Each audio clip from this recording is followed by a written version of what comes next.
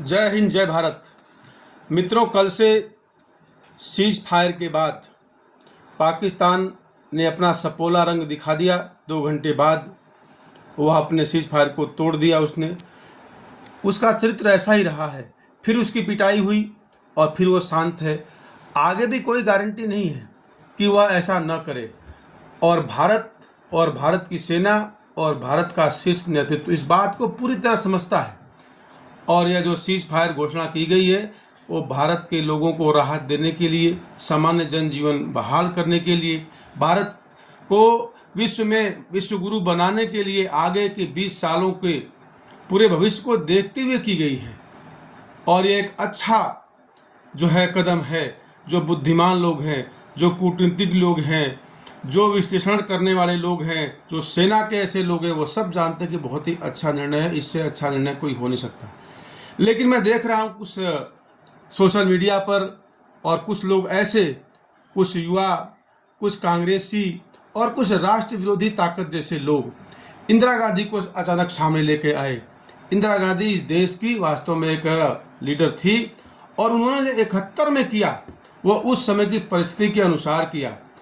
ये 2025 का भारत है। आज ट्रंप ने मित्रता के नाते आग्रह किया है और भारत के हित में ही फैसला करवाया है। याद कीजिए, उसमें उन्होंने 7वां बेड़ा अमेरिका ने भेजा था और आदेश दिया था और इंदिरा गांधी के साथ पूरा देश था। इसलिए इंदिरा गांधी ने कहा कि 7वां बेड़ा तुम लेके आओ, हम रूस से बात करेंगे।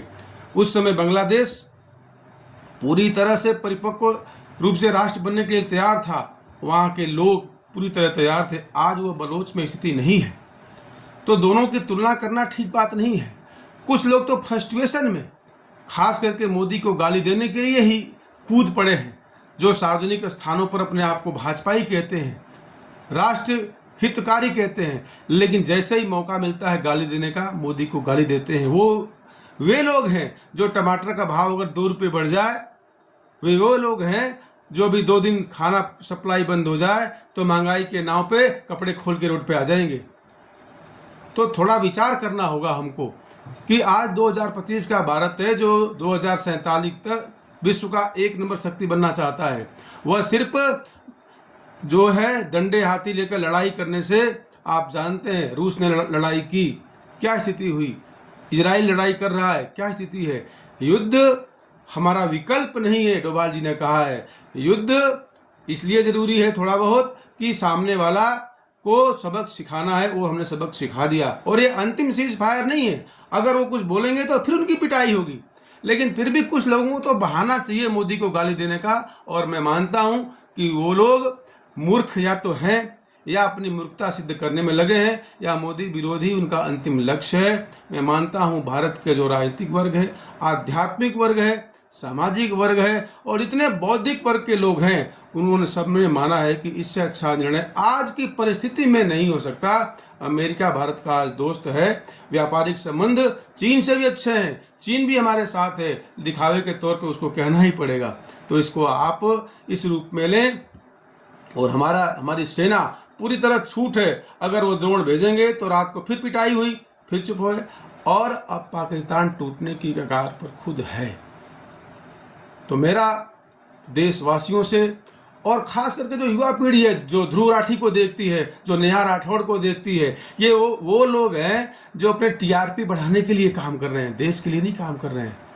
जो अपने घर में झगड़ा नहीं ठीक कर सकता, जो अपने पड़ोसियों से व्यवहार ठीक नहीं रख सकता, वो मोदी को और डोभाल को ज्ञान दे रहा है। ये आप देखिए। तो ये हमारे भारत के लिए ही जो छुपे हुए मानसिक गुलामी और भारतीय मानसिकता से त्रस्त राष्ट्रद्रोही शक्तियां हैं, वो फेसबुक और मीडिया पर बहुत ज़्यादा सक्रिय हैं। उन्हें ध्यान रखना चाहिए कि भारत को युद्ध के साथ विकास भी चाहिए, आने वाला लक्ष्य हासिल भी करना चाहिए। और युद्ध से महंगाई बढ़ेगी और विकास गति रुकेगा। पाकिस्तान तो नंगा नहाएगा क्या, निचोड़ेगा क्या। हम उस पगलाए हुए के साथ पागल नहीं बनना सकते। पागल कुत्ते को जंजीर में बांध करके आदमी फिर अपना काम करने लगता है। हमने जंजीर से कुत्ते को बांध दिया है और आगे भी हम बढ़ना है। हमें इसमें ध्यान रखिए। मैं भारत की सेना को बधाई देता हूँ, भारत के शीर्ष नेतृत्व को बधाई देता हूँ। जय हिंद, जय भारत। हम भारत के साथ हैं।